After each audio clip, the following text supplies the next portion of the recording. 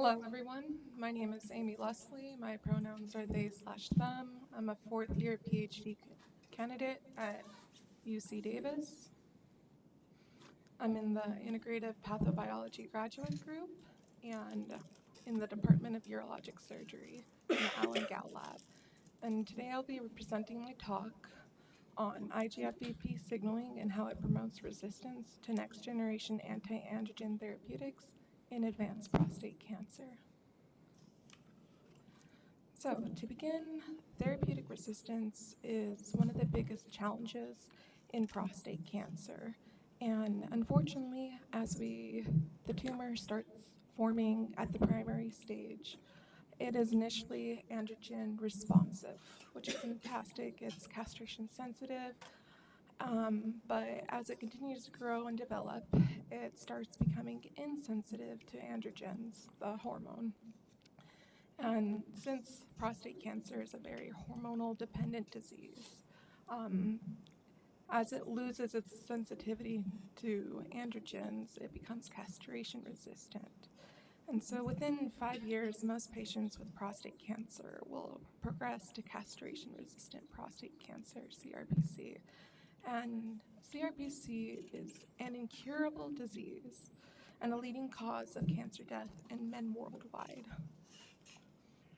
So the androgen receptor actually regulates prostate cancer progression, and it does so by allowing the production of testosterone and androgens from the testes to come into the prostate cancer tumor cell, and it drives the signaling axis, which allows AR to bind to DHT and translocate into the nucleus, where its expression is then turned on for its transcription. So the ever-evolving therapeutic landscape of prostate cancer treatments. Initially, there are local therapeutics in the early stages, and as I mentioned, androgen deprivation therapy by hitting the androgens while it's still androgen responsive, that's one way we can cure it. So ADT is a standard therapeutic for prostate cancer while it's still castration sensitive.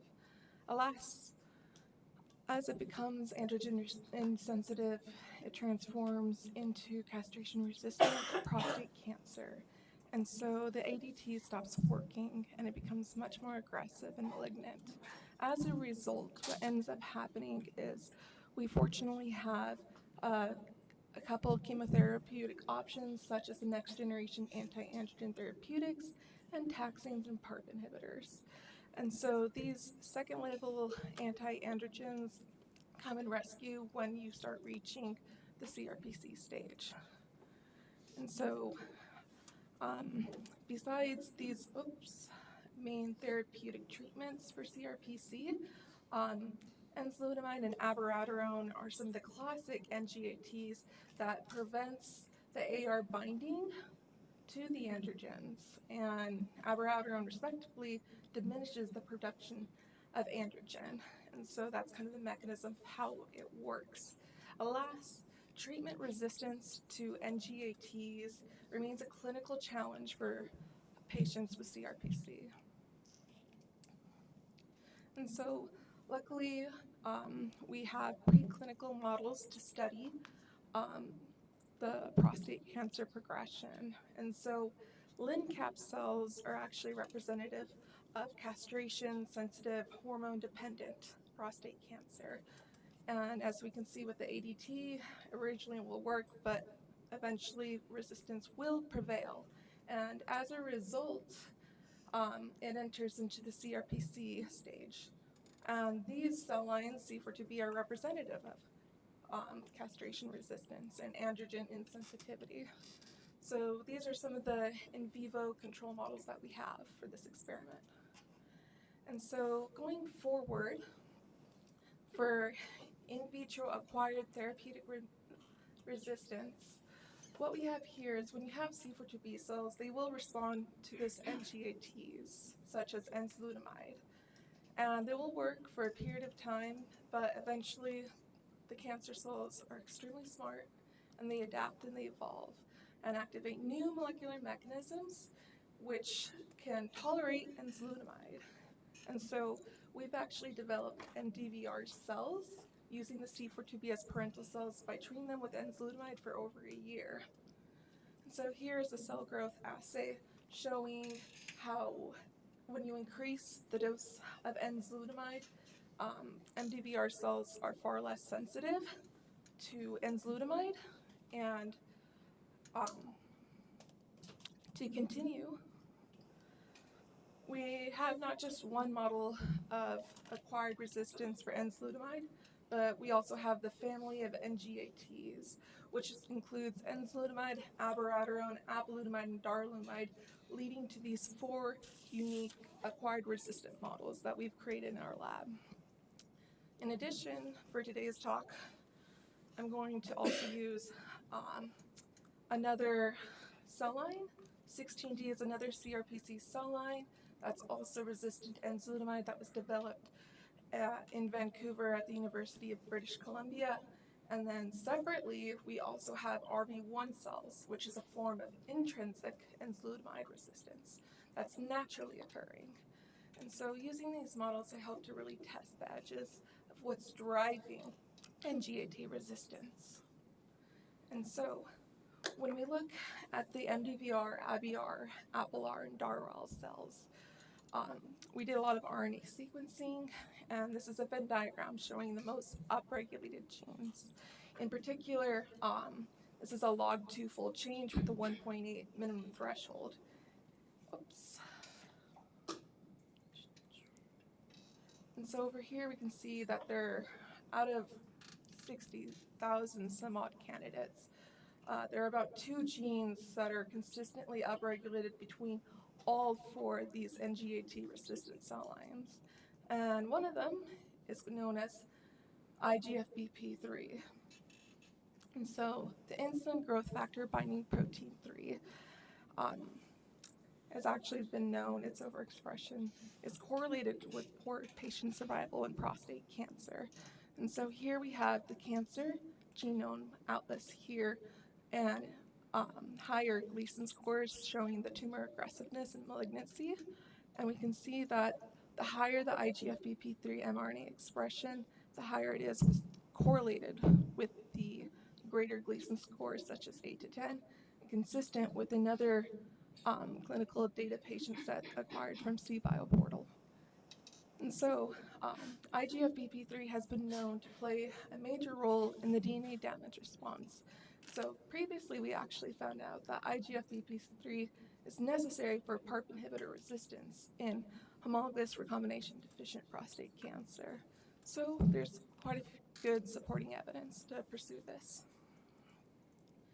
And so the next thing I wanted to do to verify the RNA sequencing is that the RNA sequencing showed that IGFBP3 was up by a 3-fold change. In addition to that, I actually verified this using qPCR and showing that there is an increase in the mRNA level of IGFBP3 expression. Next is a protein Western blot looking at IGFBP3 and a gamma H2AX marker, which is a marker for DNA damage, because we know that IGFBP3 plays a role in the DNA damage response. And we can see that they're both up in the MDVR cells in comparison to the parental C42B. And lastly, we also have an ELISA showing increased S1P secretion here in the MDVR cells. In addition, we also have the 42D cells, which we also show in the RNA-seq, in the qPCR, and the Western ELISA, that IGFBP3 expression is upregulated consistently in this independent enzalutamide model. So, taking this a step forward, let's look at all of these resistant cells. And so we can see in the RNA sequencing that it's up in the other NGAT resistant models, along with the intrinsic for qPCR here in comparison to C42B. We can also see consistent is that the IGFBP3 protein levels are increased in the all the NGAT resistant models in comparison to the C42B parental cells. In addition to that, this is true again for the lysosecretion of IGF-BP3. So consistently it's upregulated. So my hypothesis is that I think when you treat these C42B cells, this castration-resistant model, with the NGATs, it activates the DNA damage response, thus recruiting IGF-BP3 and increasing its expression, allowing the therapeutic resistant phenotype to occur.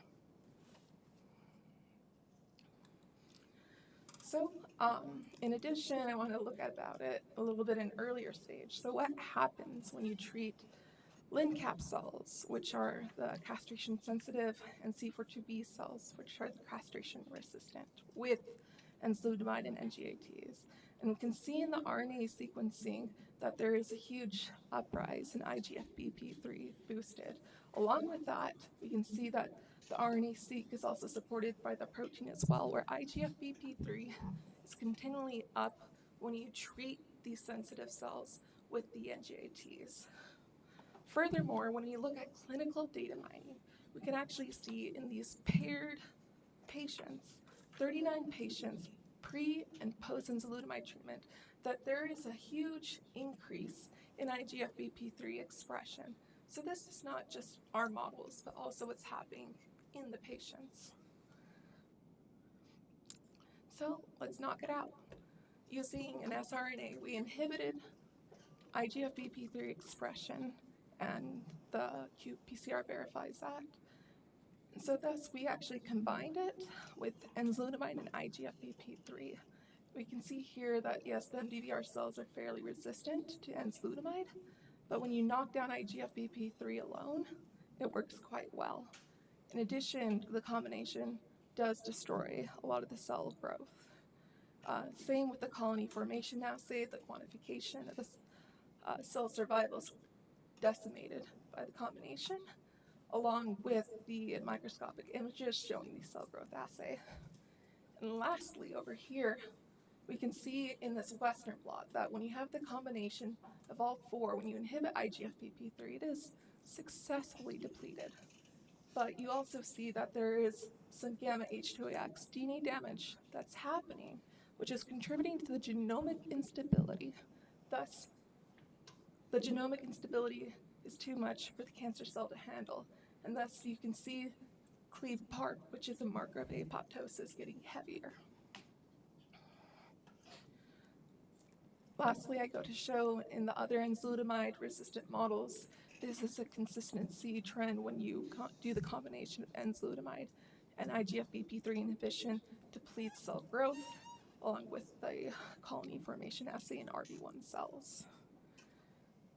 And lastly, I have a live cell, dead cell, looking at ex vivo spheroids and the combination in RB1 cells. And so we can see the green for our control, which is the siRNA control in DMSO, combined with enzalutamide, where there's not much of a difference, pretty resistant.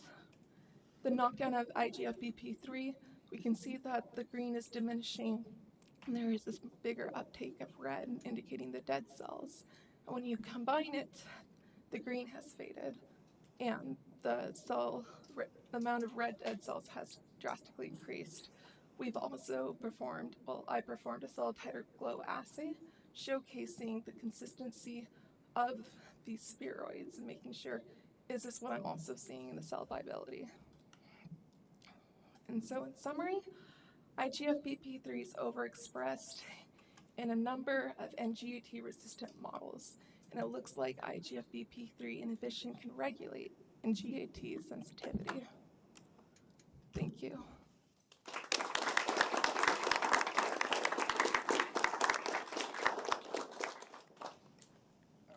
I already see the hands over there, so.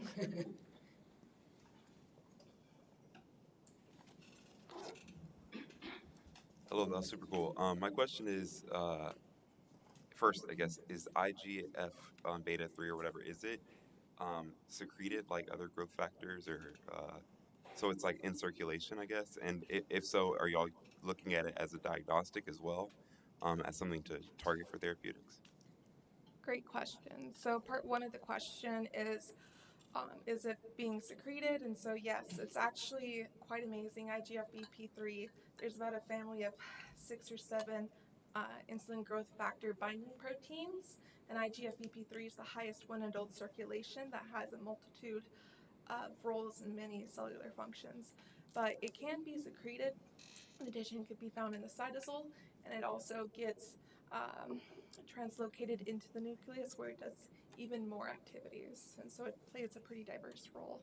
And then for your second question for a biomarker, I am trying to get that going. And so IGF-BP3 has a lot of potential in showing NGAT resistance in patients in real time, which could help catch it earlier and see what combinations we can do to prevent that from going any further and worsening.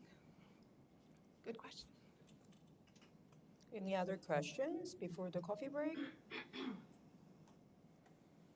If not, I think we can continue the conversation over the coffee. So thank you for everyone to